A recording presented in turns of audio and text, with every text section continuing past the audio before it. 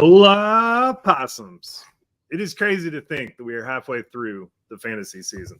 I hope everyone had a great Halloween and an even better week 8, but we are on to week 9 now. So today for you, we have week 9 game previews, some trade reactions, rather boring NFL trade deadline, I might add, and IDP notes. So we got all that for you guys tonight. If you have a question, pop it in the chat. We'll try to get to it in a timely manner. As always, if you enjoyed betting, head on over to Sleeper Picks and use promo code POSSUM to get up to a $100 match on your first deposit. All right, so before we start the show tonight, we at Offensive Points have some exciting news to share. Starting next week, we are joining the IDP guys. This is a bittersweet announcement as we love the IDP Army and wish to continue the great relationships that we have made well into the future. We are bringing Offensive Points to their platform and welcome any members of the Passel to join us over there and also continue to support the IDP Army. We just wanted to give a shout out to Jordan real quick. Real special shout out for allowing us to grow our show, help us along the way, and sharing this platform with us. It allowed us to bring our passion for fantasy football to the masses and to meet some pretty incredible people along the way. So follow us at Offensive Points on Twitter for updates and continue to support the great minds at IDP Army because we always will. So without further ado, Billy, what's up? Not much, Joe. It's, bringing a tear to my eye. It feels like the end of a small era here, but it really a does. Happy one at that. Yeah, very exciting. Got Rue in the chat already. What's up, Roo? What's up, Rue? Welcome in. All right, Joe. Well, let's just get through some of the trades. It was mostly IDP trades anyway, so let's talk some IDP. So Montez Sweat, your Bears. Decided they're going to go all in, gets Montez Sweat for a second-round pick. Joe, as a Bears expert, what did you think about it? As a Bears pundit, I love that word. I just want to throw it out there. I like getting Montez Sweat on this line because Yannick is going to need some help. He's had a couple flashes this year, but nothing really that good. Jones has been playing good. Billings has been playing good. And then you throw in Montez Sweat. It will actually make us competitive. I guess that, Ryan Poles really thought that he wasn't going to choose the Bears in free agency this year. So he went out and threw a second-round pick out there and got Montez Sweat. And he's been awesome, and he's been the healthier of the two Washington defensive lineman. The only thing is, he's like 27, 28 years old. He's very productive. He's in his prime. My question is, what are the Bears trying to do here? I mean, did Poles decide that he saw enough of Fields that he wants to keep Fields next year and he's going to go into this first round with 2 high-end picks and bolster the depth on this team? Or what's going on? Because if we're going to draft Caleb Williams, we're going to reset quarterback, I don't really think that the addition of Montez Sweat's doing anything for this team rather than burning a pick. So I don't really know. I love the move. It's going to be exciting to watch him play out the rest of the year. I hope to God that they get an extension signed soon, because if he leaves in free agency, I would shit myself. But I don't know, Bill. What do you think of it? I would love to know what Ryan Poles is doing. Why let Roquan Smith walk but trade for Montez Sweat? Why field offers for Jalen Smith and let him, seek out a trade, but not try to resign him? Like, what is the actual, what is the plan? Like, I just don't, feels like they're pushing and pulling at the same time, and it's making for a very awkward experience watching the Bears just do their thing, because Roquan Smith, by all I know, wanted to be there in Chicago. If they were going to rebuild, kind of have a cornerstone piece there that they could have done that with. I don't know. I don't know what to make of your Bears, Joe. They don't make a lot of sense. They made a trade last year at the deadline. That one was horrific. I'm hoping this one doesn't end up the same, but I know Montez Sweat to be a better player than Chase Claypool was last year. So I think it's a good thing, but what is the plan? Doesn't make any sense. I respect a lot of Poles for shooting a shot here. For as bad as the Bears have been, I do think there is talent on this roster, and I do think with proper coaching, we could be competitive. So maybe the plan is to, do whatever we do in the draft and just get a new coach in there, let Kevin Warren have his choice of who he wants running this team, and then see what happens. Because I don't think the roster is devoid of talent completely, but No. I have to wonder, just with what we've seen on the field, it's what are you doing? Well, pass rush was kind of the main thing that they were lacking. So it is good to see that they were trying to address that. Thought it was going to be Yannick Ngakoue, hasn't quite panned out. So maybe Sweat can bring a different energy to the proceedings. Rue in the chat says, wow, that's huge news. I'll follow you guys to the moon and back. Thank you, Rue. We greatly appreciate it. Can't say we're not a little nervous, but we're definitely, it's nervous excitement. How about that? And then Rue says, how do you feel about Chase going for more than Sweat? Well, that brings us to the next point. San Francisco 49ers trade for Chase Young. I'm just going to be honest with you. I think this is just San Francisco stacking talent on top of talent on top of talent. Doesn't necessarily mean Chase Young is going to come out and be a world beater right away or somebody that you should go and acquire or trade for. But at the same time, is if they can just get 65% of Chase Young for the rest of the season, that makes this defense just that much more elite. They don't need him to be the focus of the team, but having a Bosa and a Chase Young on one, on each side on certain downs, like that's going to be kind of crazy, to be honest with you. Yeah, and I think you hit the nail on the head there. This edition, I think, really unlocks Nick Bosa for the year. He should have a phenomenal end of the season on there. I mean, what I like is good teams and GMs on good teams like Roseman and Lynch, like going for players to better their team when they need to better their team. That defense, I think I jinxed them because I said that I don't like my fantasy players going against the 49ers in the last 2 weeks. They look like hot garbage, but I mean, they had to do something with this defense. It was hemorrhaging a little bit, so bringing him in should help. Hopefully he stays healthy. I'd love to see what he can do in his career.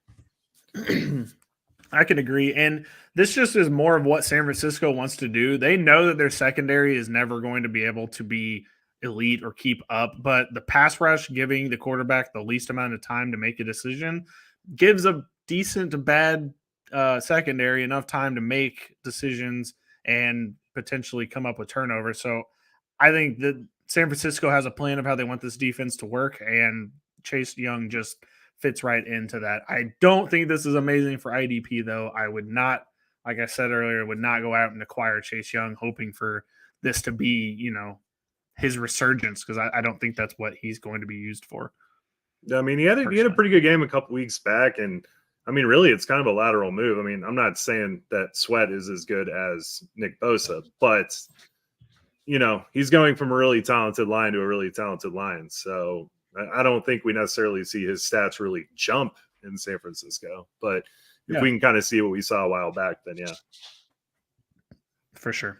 Okay, let's get on to the offensive side of trades. It wasn't very exciting, but I mean, it's a couple of names that people know. First, the Lions, who should have gone out and traded for DeAndre Hopkins, decided, F that, we're going to go to get Donovan Peoples-Jones. Joe, I'll let you carry on. Or, you're a part of the DPJ Army, so I'm going to let you get your thoughts out first. I love DPJ, man. I love this for the Lions. I was talking to Josh yesterday right after this happened because he's, he likes the Lions too. But that offense with the addition of DPJ could be absolutely terrifying. Josh Reynolds is a great piece. Cleve Raymond was a good fill-in, but we have Amon-Ra, Laporta tearing up the middle, Montgomery hammering the ball, Jahmyr Gibbs being, the next coming of Jamal Charles, I will say. And then Jameson Williams taking the defense deep. Why not add a guy that has the profile of an alpha wide receiver, a 6'2", 210-pound guy out there that can have those jump ball? I mean, Jesus, Jared Goff might have a stellar end of the season if they can get this offense clicking. Yeah, no kidding. And I mean, at the same time, like, he's going from a run-heavy team with Cleveland, even though they've been a little bit more passy lately, to Detroit, who also wants to profile as a run-first team. However, the differences in the two offenses are night and day right now. I mean, I know, like I said, Cleveland has been kind of doing some more offensive things that have been exciting, but Detroit is one of the best teams in the league this year, and I think DPJ is going to get a nice jump. I think this means a lot more for like daily fantasy than necessarily like season long. Like if you have DPJ already on your team, it's just been roster clogging. this may make you a little bit more interested in playing him, especially in certain matchups. But at the same time, again, it's not like a dynasty, like go acquire him kind of thing. It's just a happy move that he got to maybe a better situation. Yeah, I wouldn't be opposed to floating. I mean, DPJ is going really cheap. I think everyone's if you mostly can out get him on cheap right now. Yeah, if you can get him cheap, then get him as a throw in on a trade. I can agree with that for sure. Okay, last trade that I think I want to talk about. Maybe I'm not thinking about one, but if I do, you can. And then that was Josh Dobbs going from Arizona to Minnesota. It was kind of funny earlier in the day. The Arizona coach came out and said that Josh Dobbs was getting benched for Clayton Tune or Kyler Murray, which was kind of hilarious. But then just come to find out that they were actually just trading him to Minnesota all along. I'm not going to lie, Joe. It feels like there was a lot better options out there than Josh Dobbs. I'm not 100% sure why this was the path they went down. But what are your thoughts on Dobbs going into the rest of the season? I mean, for football, for actual NFL purposes, I don't know. I mean, it's not like there was a super proven guy. I mean, they could have taken a shot at Trey Lance, assuming he was healthy. If Dallas invested a pretty good pick into him. I mean, I just don't know really who you would, especially with the injuries at the quarterback position this year. This is something I want to talk about on this pod, but it is atrocious out there. I've never seen this many quarterback injuries. Josh Dobbs played, and he played serviceably well. I think we all thought Arizona was going to be an 0-17 team and have the first pick, no doubt. And he came out slinging the ball, and they actually won some games. So I think in Minnesota, I mean, assuming what they won one game, that's more than I thought they were going to win. To be honest with you, they were at least competitive in these games. So I mean, I don't know. I think for fantasy, I'm very excited about it. Especially, I had to go make a trade for Josh Dobbs because we know, I mean, I assume that offense is just going to run the ball as much as they can now, but that offense throws the ball a lot. And if Dobbs can get in there and he gets Jefferson back and he's got Addison out there and Hawkinson, I think he could have a pretty good end of the year. So here's what scares me about it. I do think you're right. He could have a good end of the season, but here's what scares me about Josh Dobbs. Josh Dobbs this season, when he was cooking the most, he had a good running back. He had James Conner back there. It was good for him to take some of the pressure off of him. And the one thing that he didn't need to go to was the 31st ranked rushing offense in the league, which is the Minnesota Vikings. So unless they can unlock Cam Akers, which it seems like they tried to last week, or they can finally get Madison a fire lit under his ass, I don't know if Dobbs is going to be that guy because he doesn't have a strong running back that he did in Arizona. So because these last couple of weeks, Arizona has not been good at all. I mean, he hasn't been good at all, and it's because he has had Amari DiMercato and not James Conner. So I don't know. It makes me nervous with them not having a strong running back. Well, I think best case scenario for Minnesota is Jaren Hall goes out there and looks like Patrick Mahomes, and they just have Josh Dobbs as a cheap backup on their roster. It's, they're trying to do it. They had a bad, rough start to the season. We know they're a better team than they've put on the field. So, again, I mean, I don't know why they're doing it. They should just tear it down and try to get one of the quarterbacks next year. But, yeah, they want to try to win. So, more power to them. Yeah, it's definitely interesting. I mean, the 7th seed in the NFC is wide open too. So, maybe they can talk themselves into that maybe making sense. But, I don't know. For me, it makes me very nervous. Poor Jordan Addison, just as he was starting to have, like, a really prolific freshman year, this is how it's turning out for him in his rookie season. So, okay. Do you have any other trades that I haven't mentioned that you want to talk about, or would you just want to get right into your IDP thoughts? I want to talk about Contavious Street going to the Falcons. I'm just kidding.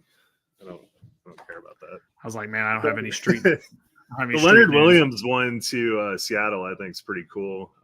Defensive line. Yeah, that defensive line should be pretty gnarly. So it'll be cool to see how that shakes out.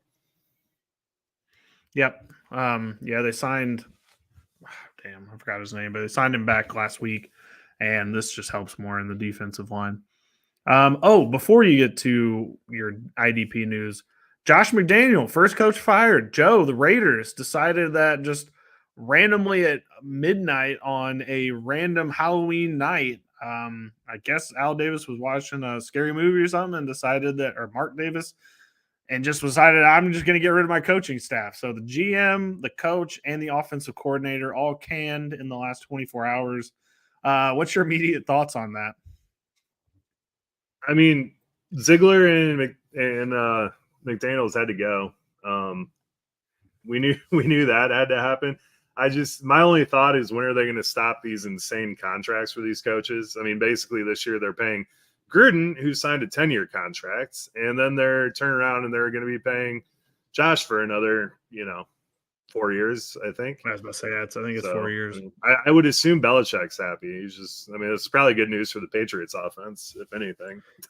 Probably so. I mean, I would think this may signal the end of the Jimmy Garoppolo era.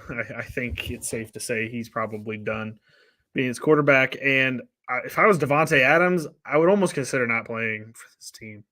Yeah. Didn't trade, just cut me. I don't want to play. I don't know. He's probably not going to do that, but I couldn't blame him if he decided that was the way. Yeah, he doesn't seem like the type of guy that would do that, but I think we all wish he would at least come back healthy next year. Yeah, so Antonio Pierce takes over, former Giant. I feel like he was not on the field. He was on the field not too long ago. Feels like it, at least in my head. He takes over as interim coach. I feel like they're going to come out and win this first week. It just seems like this always happens. Like Jeff Saturday when he took over last year for the Colts, it ends up being a random win, and I have to agree. I think they're going to beat the Giants this week. Just the pure happiness of it all for some reason. Yeah, Aiden O'Connell's going to throw for 350 and 2 tutties.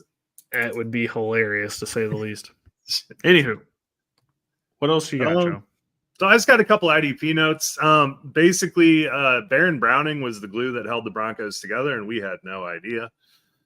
Came back, got a more prominent role this week. 2 sacks on Patty Mahomes, so that was awesome. But watch out, Denver's defense has gotten a lot better in the last couple weeks. They didn't make any trades. They didn't really do anything spectacular that I know of, but they're not as easy as a matchup as they once were. This Billy has just kind of been under the radar for me. I guess I really haven't noticed this, but Jordan Brooks is completely back. I've really been sleeping on it. He's even been getting sacks, which is something he really isn't known for. Now, I saw he had the calf injury pop up last week, which scared me because, the ACL calf injury combo is never fun. But he seems fine. And I just wanted to point that out. And I haven't been saying his name enough. So sorry, Army. Fair enough. That's really it. Marquise Bell, he played even more coming out of the bye. So they like what they saw going into the bye there. Still has a DB designation on sleeper, so he's not the worst guy to throw on your roster, especially if you're in a pinch of a bye week this week. Bryce Huff recorded yet another sack, 3.5 through 3 games, but he's still playing super limited snaps. He played 37% of the snaps, so it's really a tough bet on this trend to continue if he doesn't see more playing time. And then the man among boys, Jack Sanborn, run to the waivers if he is still there and pick him up. Tremaine Edmonds avoided a season ender, but he's not practiced. It looked really bad. He said he could barely walk after the game. So I'll tell you one thing. Jack Sanborn makes plays. We saw it last year, and he really should be an instant ad if he is on the waivers somehow. That's all I got.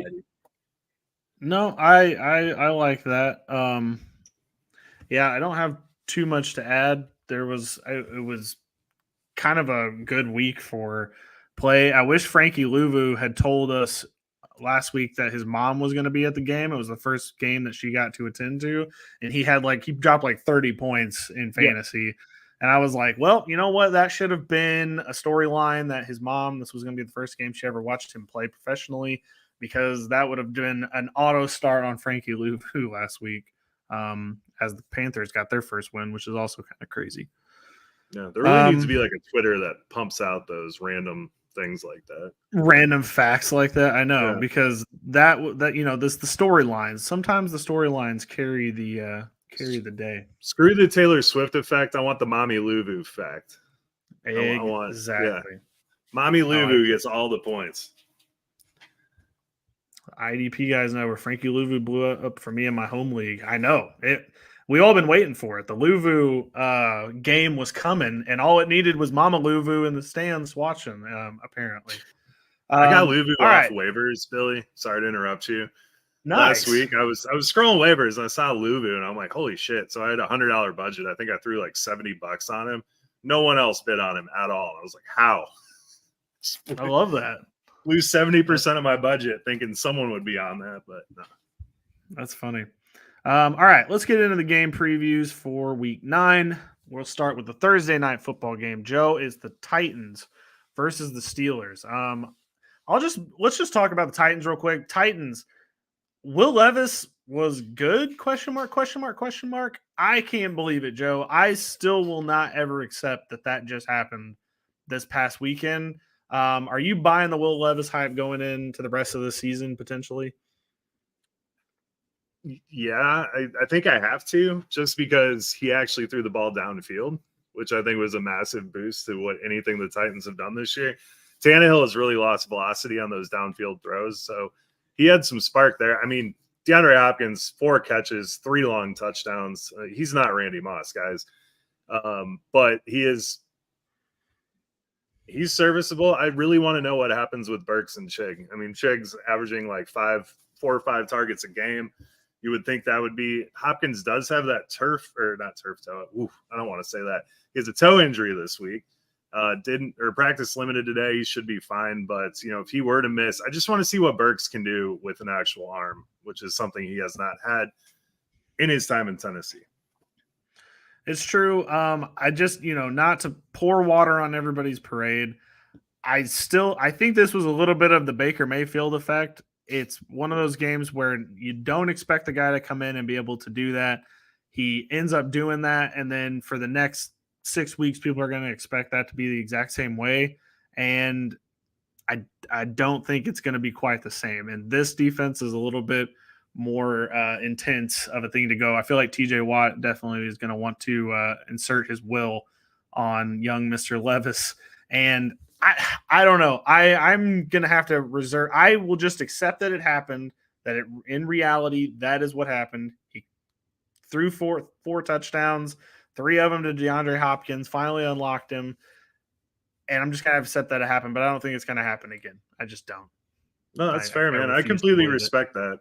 I just like actually seeing some pizzazz in that offense. It's just so boring. I think it helps him that Minka's going to be out this week. So, yeah, maybe we see 2 touchdowns instead of 4. If you look at his completion chart, he completed all the downfield throws and then he completed the short throws. The intermediate stuff was kind of a mess.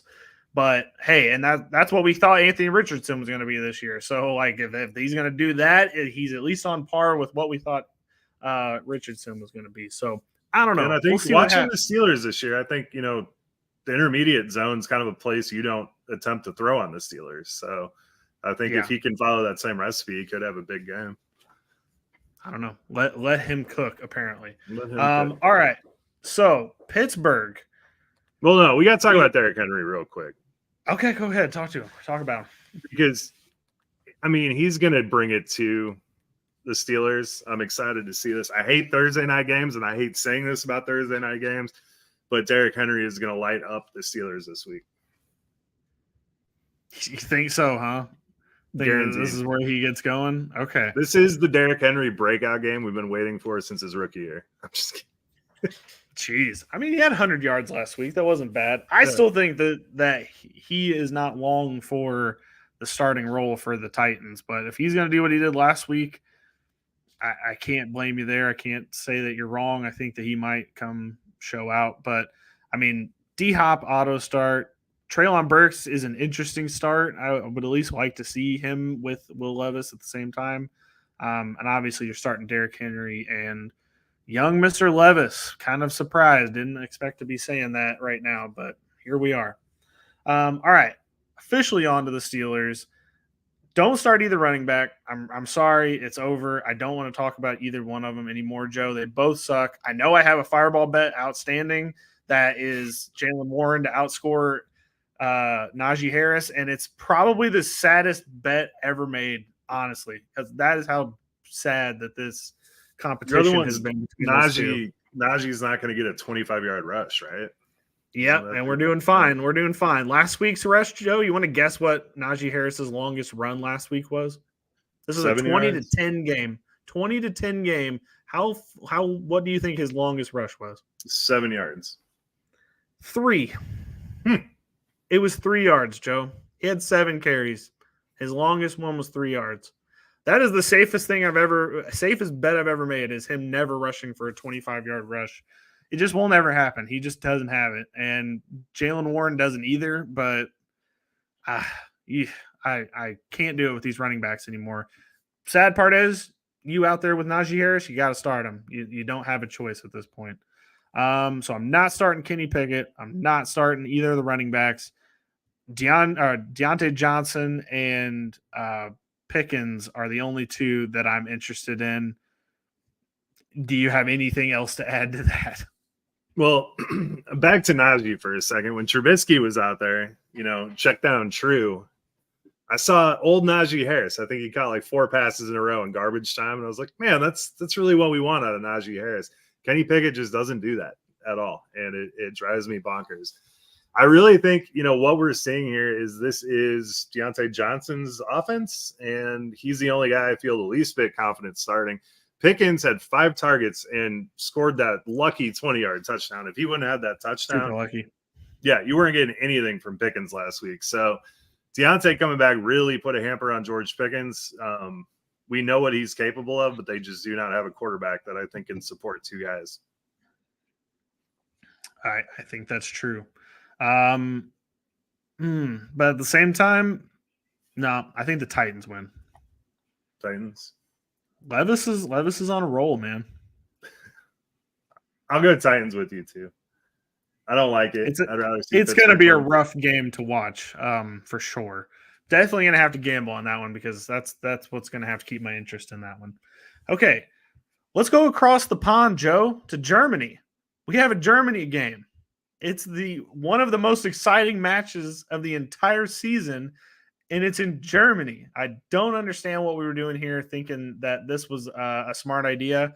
I equally hate this for the Dolphins, of all people, because they should be a home game from them, and they have to go to Germany to play it, so it's not necessarily a home game. But, yeah, Dolphins versus the Chiefs.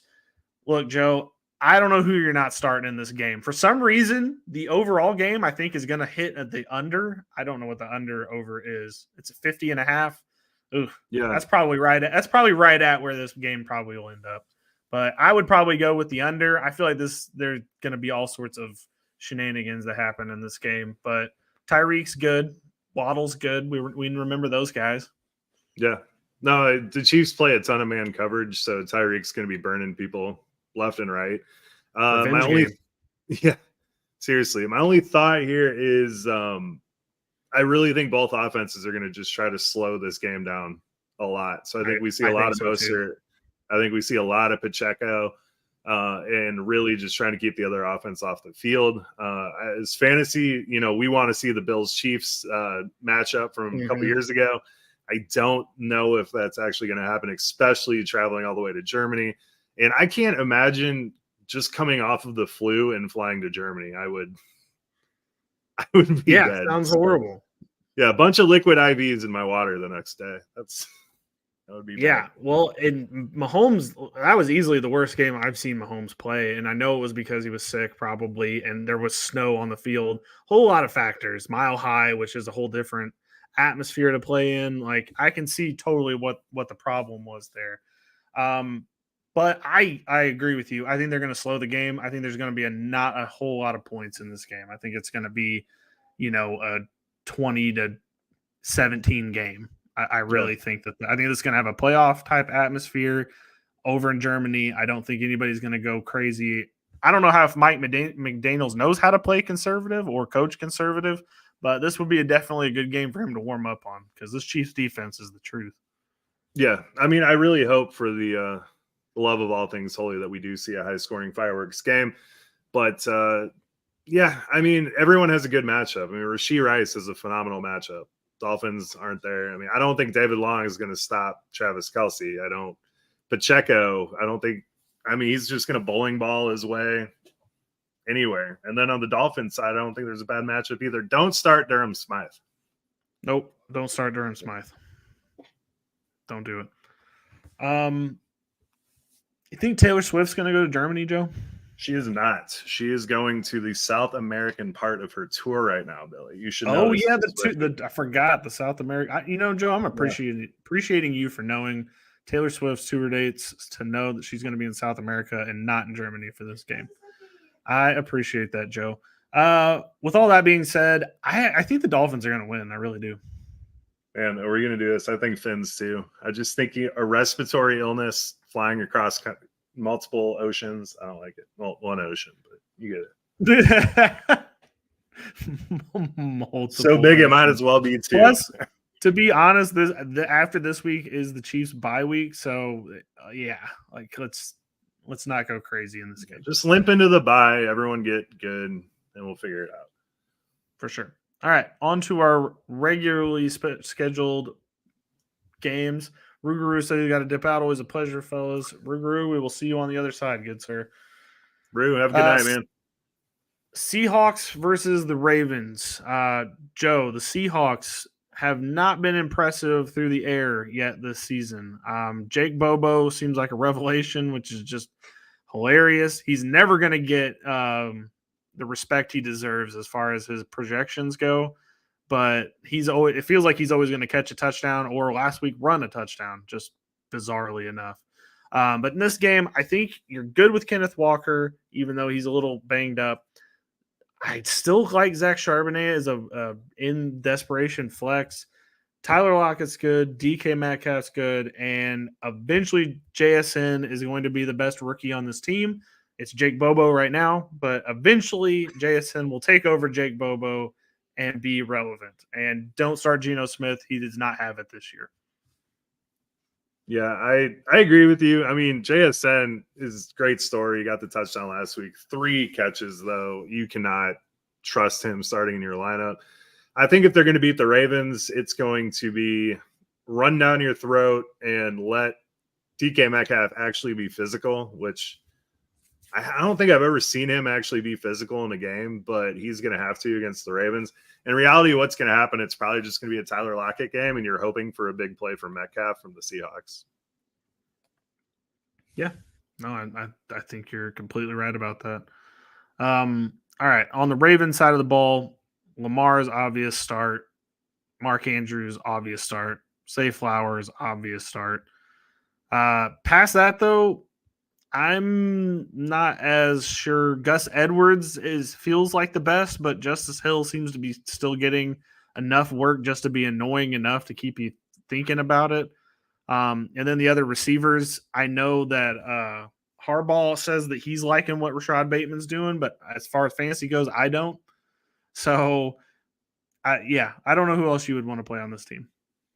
Yeah, I mean, I think after 3 touchdowns last week, Gus is fine to start if you have to. I have to start Justice Hill in the league because my running back core is trash. So not very excited about that. But I have to. I think I'm right there with you.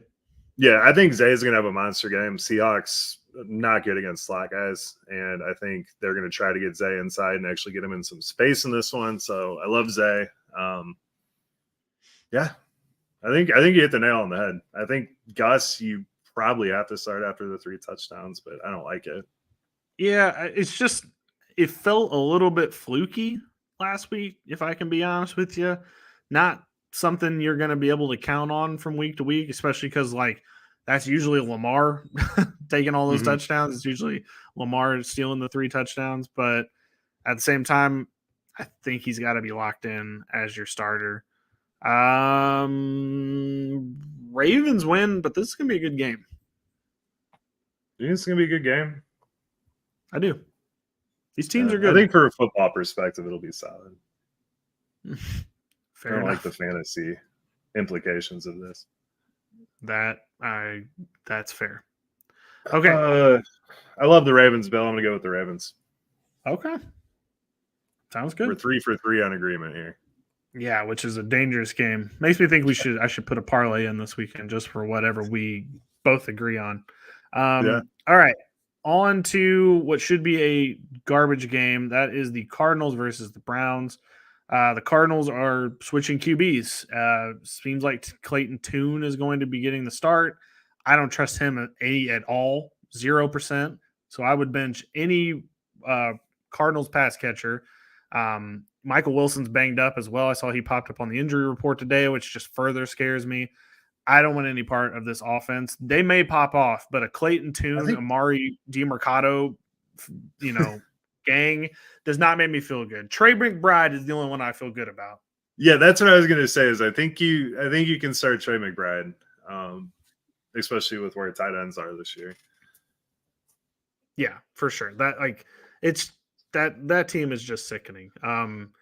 Do you go ahead and take the Browns? I don't even have words. Well, the question is Deshaun Watson's shoulder good enough for him to play more than 6 snaps in this game or not? Assuming he plays, he practice limited. He has a great matchup. I don't think you can feel comfortable starting Deshaun Watson, but with every quarterback injury and the crap that's filling in for them, you might have to. If you have to, go for it. Absolutely.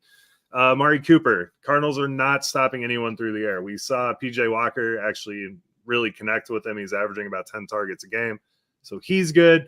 For Elijah Moore, DPJ was playing, about 80% of the snaps, 70-80% of the snaps. So I think Cleveland likes David Bell. He may move into a more prominent role, but Moore should see more value in a PPR, especially with Watson back. So Elijah Moore, you can start him if you need to. The problem here is the running backs. I mean, we have literally a 33% snap share for Ford, Hunt, and Strong. I assume that'll shake out in someone's favor throughout the season, but as of right now, you're kind of just – I think Hunt's the goal line guy. I mean, I think that's exactly the role he's playing. Yeah. And, I mean, between Ford and Strong, I don't see how you can feel comfortable starting them. I think you can start Hunt, Ford, and Strong on the bench. And then Njoku randomly played less snaps than he's played in a while last week. Had his best game of the season. Go figure. Second highest in targets, too. Yep. Go figure. Doesn't make any sense. I don't understand what happened. Why did we give up on Ford right away? He got hurt, I know, but he was running with the ones last year. He seemed like he was good to go for the game. He was actually pretty good in the game. What happened? Why did we do this? I mean, I'll never understand the Browns, but I mean, that seems bizarre to me. Yeah, it really sucks because, I mean, Ford was very effective. He put up against Tennessee before Tennessee could even be run on. He had 2 touchdowns on them. So just on a side note, wait, go on. Why didn't the Browns just keep Baker Mayfield? They would be the exact same team right now with all of their draft picks and their future and giving the quarterback less money. If they would just signed Baker Mayfield, I don't understand. I mean, maybe they thought they were going to maybe they're just hindsight's 2020 and the quarterback was going to pop off and they thought Deshaun Watson was going to be the same person. But just this is a disaster, has to be one of the worst disasters in NFL history. Yeah. No, my only thought here is, I love these guaranteed contracts for the players, but it kind of seems like Deshaun Watson has figured out a loophole where you don't actually have to work to get paid. I mean, he sat out a whole season. He had a full legal problem. And now he's like, well, yeah, I'm not going to play until my shoulder is completely healthy. It's like, fuck you, bro. You see how much money you just made? Get out there. Screw your shoulder. They should have tied it. They should have tied it to a certain snap percentage. That would have been the move, but they didn't. So not like he's going to accept a revision now. Yeah. No, one of the notes that I have on this game is poor Clayton Tune, man. Really. Josh Dobbs is starting ahead of you. You're the rookie. There's talk in the preseason that you could be the starter with Kyler out. You don't get to start. Your one shot to prove yourself before Kyler comes back is against the best defense in the NFL. So, it's unfortunate. We were going to get a Josh Dobbs revenge game, too, against the Browns, but they traded him away right before the game. Unfortunate. All right. Oh, yeah. We got to say who wins. Browns. I mean, come on. Not Clayton Tune's not going to beat the Browns. No, defense alone's going to win that one. If it was Kyler, though, if for some miracle Kyler started, I love the intriguing chaos factor of that. But with Clayton Tune, I don't think so. That just seems like the 11:30 announcement. Like, oh hey, by the way, Kyler's playing. Yeah, wouldn't that be chaotic? Everybody Get Marquise back in the lineup, man. Everybody's scrambling to get their DraftKings figured out. Like, Yeah. that's funny. Yeah. Okay, on to a former Brown, Baker Mayfield's Buccaneers versus the Texans. The Bucs have been one of the strangest teams, Joe. I don't understand.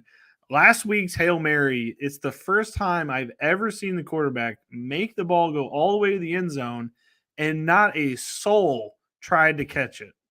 Neither team, the defense didn't try to knock it down. The receivers weren't even looking to see that it made it. I have never seen a ball just gently falls to the end zone without anybody even trying to catch it. But needless to say, the Buccaneers are a total. Well, yeah, of course. Otten too, I'm pretty sure got manhandled on that play as well. But I've never seen a team weirder than the Bucs. And if you watch that game, it was their weird clock management at the end of that game. They were just slowly poking around. Don't understand. I tell you a team that's weirder than the Bucs, Billy. Yeah. Texans. Yeah, no, yeah, you're right. Yeah. You got Tank Dell just, screwing defenses over, making every play known to man. And then all of a sudden, Noah Brown's back, and he's going to be the starter in Tank Dell's place. So I don't understand that at all, actually. Not going to lie. If you have a good recipe, why mess with it? Like, why put the horseradish in the recipe? It's like, didn't need horseradish. It's overwhelming. It's powerful. I don't like horseradish, so you're going to have to use a different condiment. Well, I do too, but like if you put it in there, you're going to taste the horseradish. It's not just a gentle ingredient that you put in there thinking, oh, it'll blend in with everything. No, it's not blending in. It is a part of the recipe now. I guess you do have to commit to the horseradish. Hey, Noah Horseradish Brown, man. That is the Noah Brown. Yeah, he's literally horseradish. Okay, as far as the Bucs go, I still think you start Baker. He's actually still having a pretty decent season. He's definitely a fill-in quarterback at this point, at least. The running backs, your guess is as good as mine. Chase Edmonds came back and got a couple carries, which just isn't good at all for anybody. But Rachaad White was catching a lot out of the backfield. We love seeing that. Godwin's still good. Mike Evans, we would love to see him maybe targeted a little bit more. And let's just cut the cute passes to Trey Palmer and Rackham Jarrett. Thought it was going to be Raheem Jarrett, Joe. I'm not going to lie. I thought it was Raheem Jarrett the entire time. And is it not? Well, they kept calling him Rackham Jarrett. And I was like, Is his name really Rackham? Like that? I've never heard it pronounced like that ever. But yeah, so let's just stop all that cute stuff. I know Baker loves the weird wide receivers nobody's heard of, but let's just stick with the Chris Godwin, Mike Evans. Let's just go that direction. Yeah, it would make too much sense. And we even saw Cade Otton get some more play last week. He had the 6 targets. So with tight ends right now, 6 targets is not bad. You could definitely roll with them. I love the Rachaad White PPR factor. This is what we saw with him coming out of college, is like he has to be a receiving back, and all of a sudden they're like, oh no, he's just going to be our workhorse, and that didn't work out. So they're finally getting him involved. They know how to use him. On the Texans side, Stroud's good. Start Stroud. We had Dameon Pierce miss practice today with an ankle injury, so if he misses, fire up Singletary. It's not a great matchup, but he should get the lion's share of the work. As far as the receivers go, Nico Collins is clearly the one there. So start Nico Collins. Don't start. Tank Dell belongs on your bench right now until we see what is going on with this Noah Brown thing. And then we have the Dalton Schultz factor, which you can start Dalton Schultz as well. Nice. I think Houston wins. I would love it if Houston won, but I'm going to go Bucks. Just to be different. Disagreement. I guess, and I appreciate you doing that. Okay, on to what should be a shit show of a game. That is the Bears versus the Saints. I'm going to let you handle your own team because I don't like talking about them. But Saints side, Alvin Kamara, very good. Derek Carr, not good. He had a good game last week, but he's not good. Taysom Hill is a starter. If he's still as a tight end eligible player, you have to start him because he's going to get some kind of bizarre touches that's going to lead to a touchdown at some point, whether it's receiving or rushing, passing, even potentially. You just never know. He's going to get something. And then Jamal Williams, flex play at best, but not great. As far as the wide receivers go, Rashid Shaheed finally did a Rashid Shaheed game with the 3 for 153 and a touchdown. You're not going to get that every week. That's literally like what he could do. Remember the guy, he played for the Chargers name. I think it was like Tyrell Williams or something like that. Mm-hmm. It felt like that. Like that guy was kind of the king of doing the 3 for 153 and a touchdown. Never knew when it was going to happen, but sometimes it would. So Rashid Shaheed is definitely a decent flex option because he could do that if you need be, but you can't trust him. Michael Thomas is good. And Chris Olave, I would love it if the passes were a little bit, more accurate to him because he's leading the team in targets like he did last week. But they're not very catchable balls all the time. If they're either in the dirt or way out wide. Did you see the one that was right into his face mask? Well, I did see that. That's true. The easy touchdown that he just lets smoke him in the temple. Yeah, it happens. But yeah, he didn't see the lines on the ball. We thought it was Jamar Chase. It was actually Chris Olave. The Jamar Chase issue. Yeah, no, you nailed it on the head. This one's pretty easy. The Saints should roll over this defense here. Bears defense has been playing okay against bad teams, but no, they're not going to stop anyone. On the Bears side, Tyson Bagent, nope.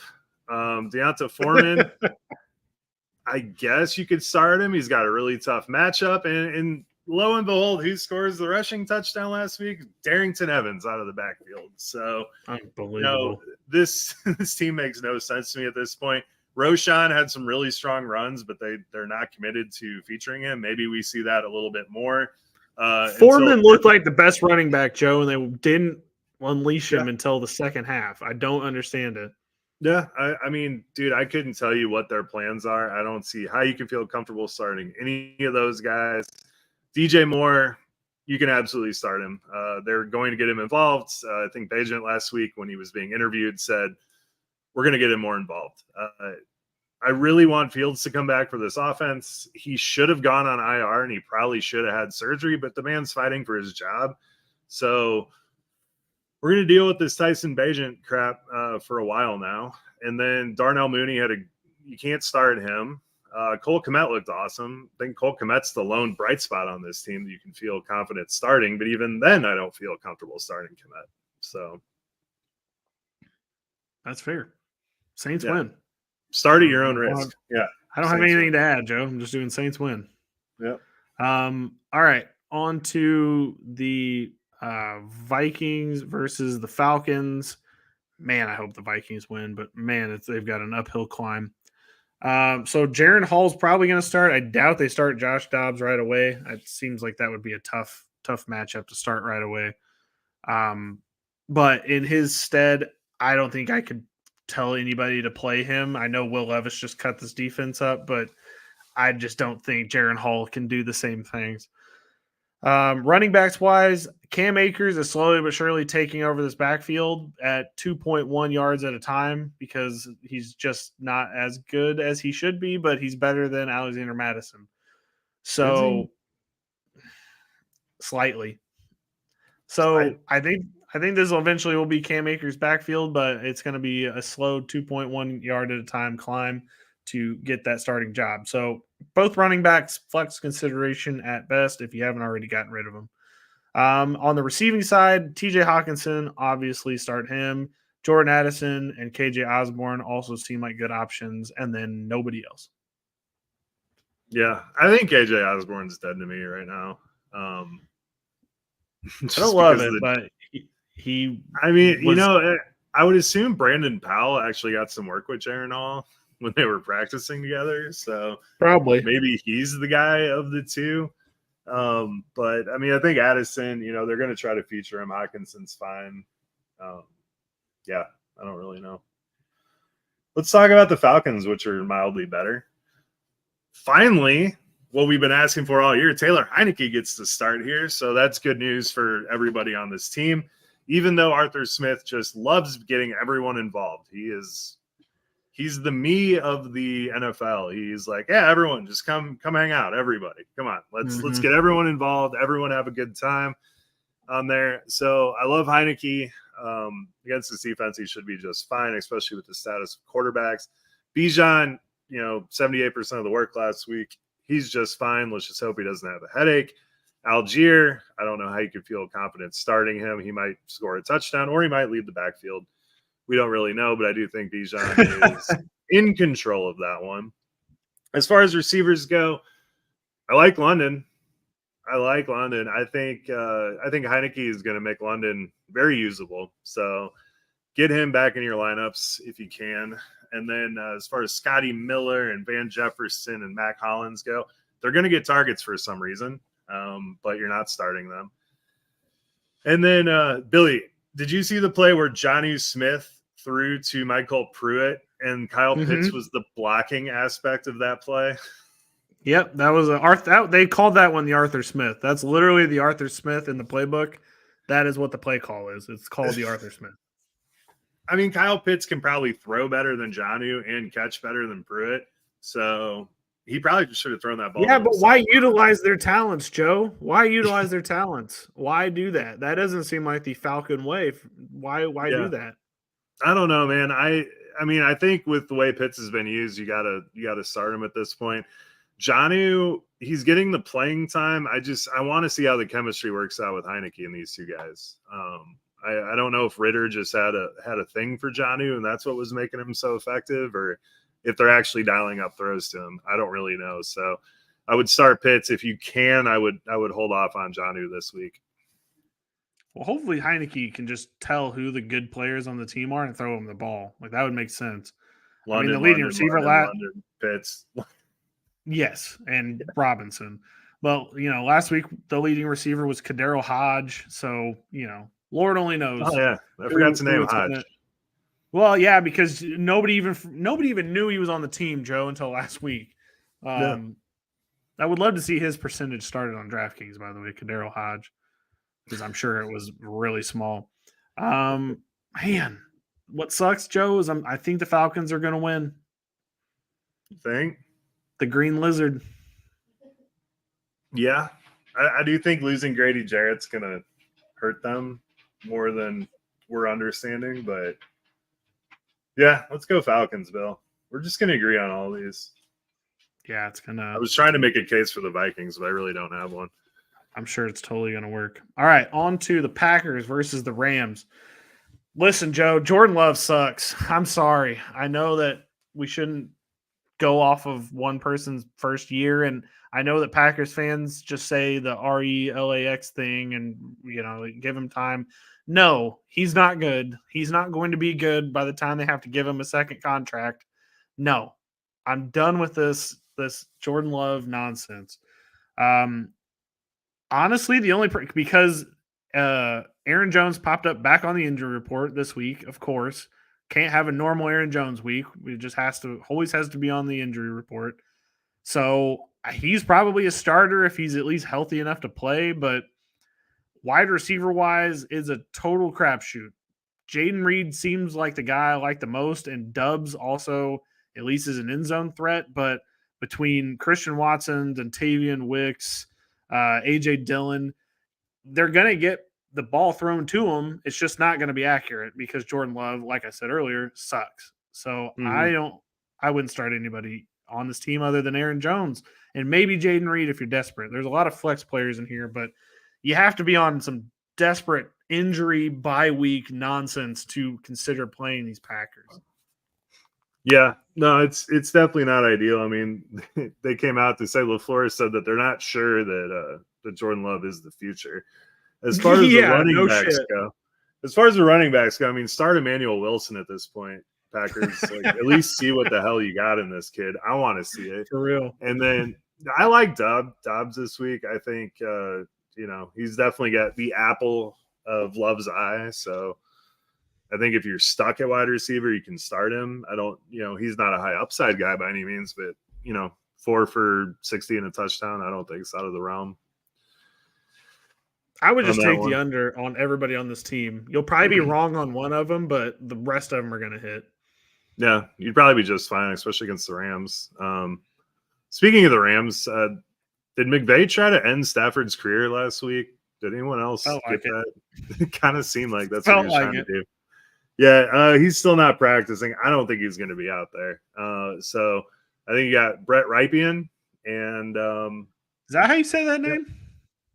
is it? I don't know. We'll have to ask Josh for clarification. Okay, yeah, I was about to say Josh isn't here this week. He can't give us his interpretation, but okay. He's our name Rypien, guy. that's right. Yeah, Yeah. he definitely is. So Darrell Henderson and Royce Freeman, fire them up. Packers, they got a tough line, but I think those are kind of who's going to lead this team. And then Cup and Puka. Billy, I don't know, man. Yeah, I don't know either, I Joe. think you got to start Cup. I don't know if Puka is part of Brett's Breakfast Club or not. I mean, Higbee, I think, would be a good start out of anybody. I'd probably have the most confidence on him of the pass catchers. I think I would too. So I think you start Cup. I mean, you gotta. I think at this point you have to start Puka. I just would be very worried about it. I just don't think we're going to be seeing the 7 for 140 yards anymore. I think we're going to be seeing the 3 for 43s a lot. If I can be PPR, honest, it's not horrible.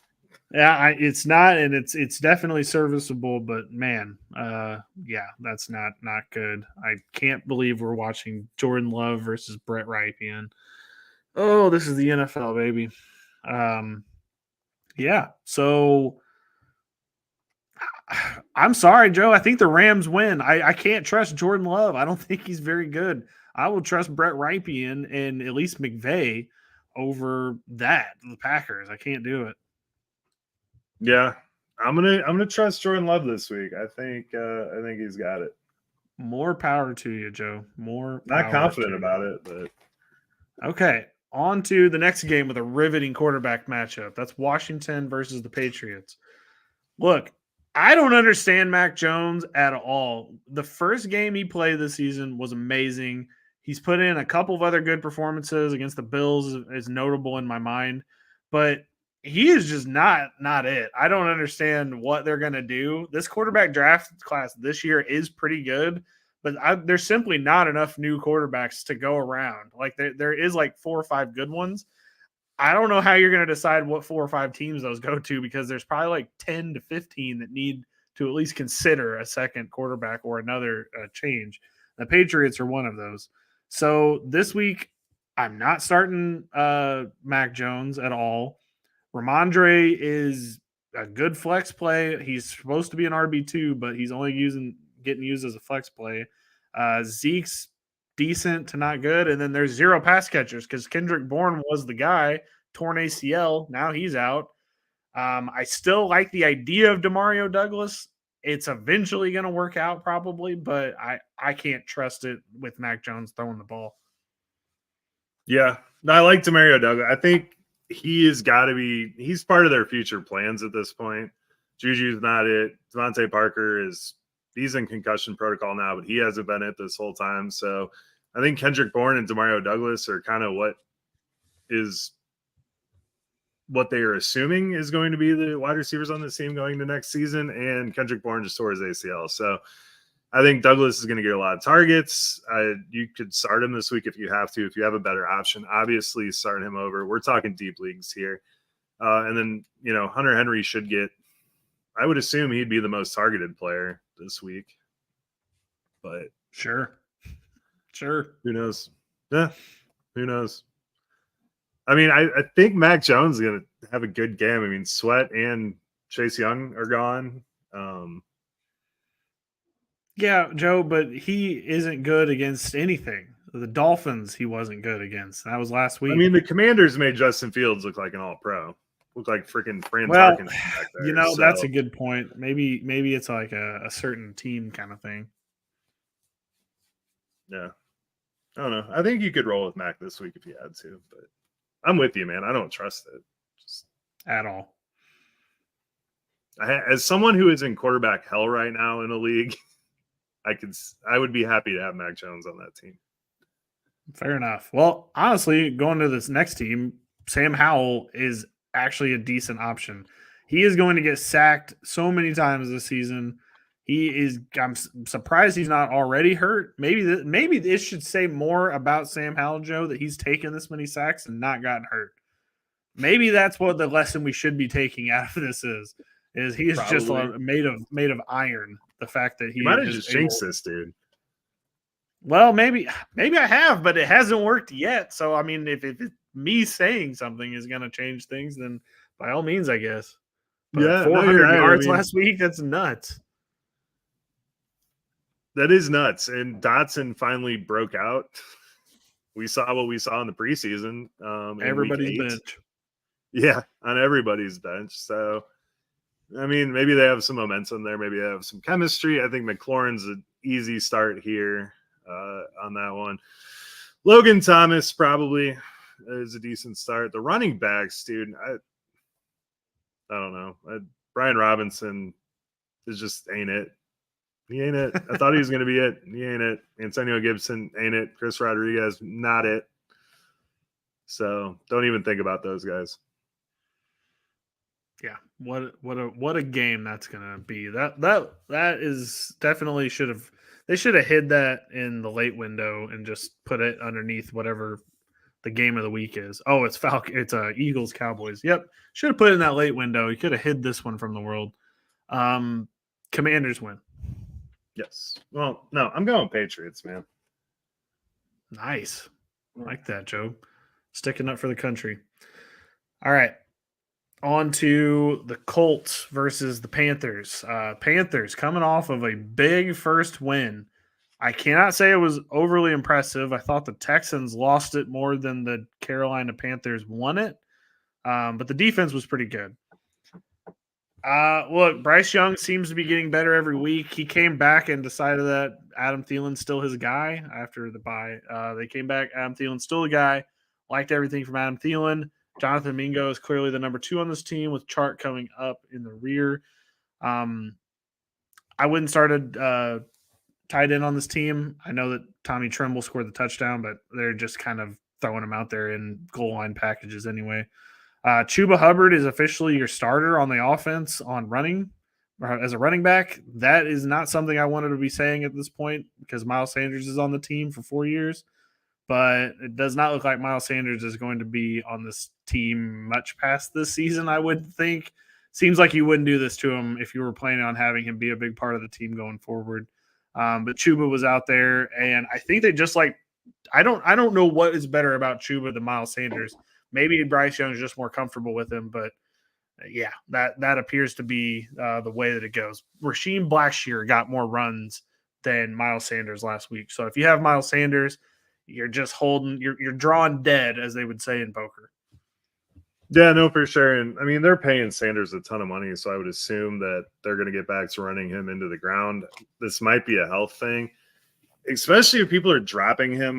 If I had room, I would try to stash him because I do think this is going to course correct a little bit. But as of right now, yeah, Chuba is the guy on that one. But on the other side, I mean, you got Moss and Taylor. Jonathan Taylor looked like an all-pro last week. Who gets the touchdown? Zach Moss. This is going to continue being a headache for everybody. I really hope at some point in the next couple weeks we see Taylor really take the reins over completely. I know Zach Moss is warranted for this type of workload, but against the Panthers, you can start both of them. Obviously, Taylor, Moss, if you have to, is a flex at best there.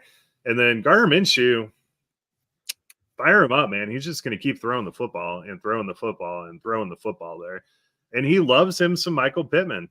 We saw Josh Downs have that breakout, but I mean, I think in that first quarter, Michael Pittman had like 8 targets in that first quarter right there. So Minshew loves him. And, the tight ends is the same as it always has been for the Colts.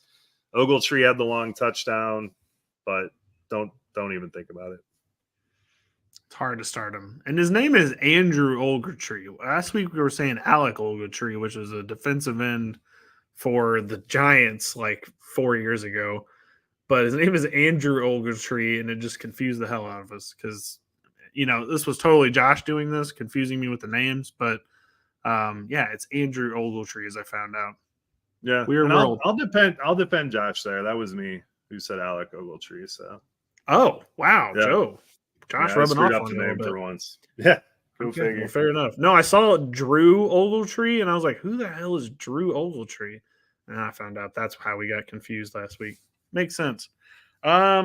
Colts win. I don't trust the Panthers. I'm Colts with you there. Let's keep the Bears pick going. All right. This one will be super quick. I promise everyone out there, we're talking about the Giants versus the Raiders. They definitely hit this one in that late window. I am not starting any Giant that's not named Saquon Barkley. Nope, not at all. Tommy DeVito is one of the worst quarterbacks I've ever seen. He is a character from The Goodfellas. If you've ever seen the movie The Goodfellas, Joe Pesci's character in that movie is named Tommy DeVito, and he could probably play as well as the actual quarterback that's playing right here, Tommy DeVito. So I don't want any part of this offense other than Barkley. We'll give him a pass. Do you think it's going to be Barkley to Barkley? I hope. Matt That's Barkley. the best chance they have. That's the best chance they have. I mean, I think Daniel Jones is playing this week, right? He came out and said week 10. Oh, he's not playing this week? I'm almost 100% positive, but yeah, I mean, we're talking about a team that just fired their head coach and GM versus a team that had -9 passing yards last week. So, just kidding. He does say he's ready to go full this week. Damn, is he? That's tough. Yeah. That's tough. Yeah. For me, but I still don't like this team. Yeah, I don't like it either. I mean, Daniel Jones had one good game this year at all, but if he's going to have a decent game, it might be against the Raiders. I don't know. Start Adams, start Jones, start Myers. Not confidently, but start him. All right. Question in the chat. Aiden O'Connell in Superflex, a good start as a fill-in for bye week. He looked pretty good against the Bears when he got his run. I mean, that was against the Bears defense, but you could start him with the state of quarterbacks. I don't know who else would be an option for you. For sure. I mean, I definitely think he's a start this week. I think it always seems like at least the first game of a new coach when the interim comes in, just somehow everything starts working out. They fire the offensive coordinator. Maybe they're going to come up with some better plays and better management to get this team going. So I'm pretty actually excited this week. I need a bye week fill in, and I'm thinking Aiden O'Connell is my choice, honestly. I know one thing is Devontae Adams is going to get fed, assuming he suits up this week. He might just quit completely, but after last week, they might give him 20 targets. That's true. All right. Not to waste any more time on this game, I think the Raiders are going to win, but it's going to be a rough one to watch. Yeah. I'm going to go Giants, but more power to you for that pick, Joe. More power. I don't really have a good reasoning behind that one other than Saquon. Fair enough. Okay. On to probably the game of the week, the Cowboys versus the Eagles. The Eagles just gave up 400 passing yards through the air, and CeeDee Lamb just had it on nearly career day. I shouldn't have to tell you this, but having two of the best wide receivers in the NFL go head-to-head, CeeDee Lamb versus A.J. Brown, is very exciting. Cannot wait to watch this one. It's going to be, I think, a very, very good game. For the Eagles, look, you're starting all their usual suspects, Swift, Hurts, Goddard, A.J. Brown, Devonta Smith. Don't get cute. Everybody's a go. Yeah, I agree. And on the Cowboys side, you're obviously starting CD. I think you have to start Pollard. The problem with Pollard this year is they're just not really giving him a chance to create anything. They're not super creative with him. So Pollard's definitely a buy low if someone's looking to offload him. But you have to start him this week. The Eagles have a really tough front seven, but I think Jordan Davis is still out. Jalen Carter's a little bit banged up. So I think you're fine there. And then I really liked Brandon Cooks this week, and then he popped up on the injury report. So I think Gallup is pretty banged up as well. So I was really thinking Cooks was going to have a big one in this, but I don't know anymore. If Cooks does play, I do like him, especially in daily. Fair enough. Eagles win. Like Eagles, I'm going to go Cowboys.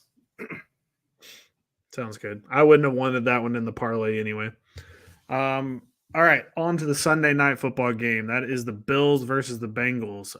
This is a rematch of a game that was never finished last season. Joe, we never got to see rant on this one for a second. Okay, by all means, don't get us canceled. Slow your roll, man. Just to slow your roll. I'm not going to get us canceled at all. Okay, good. We don't need anything popping up.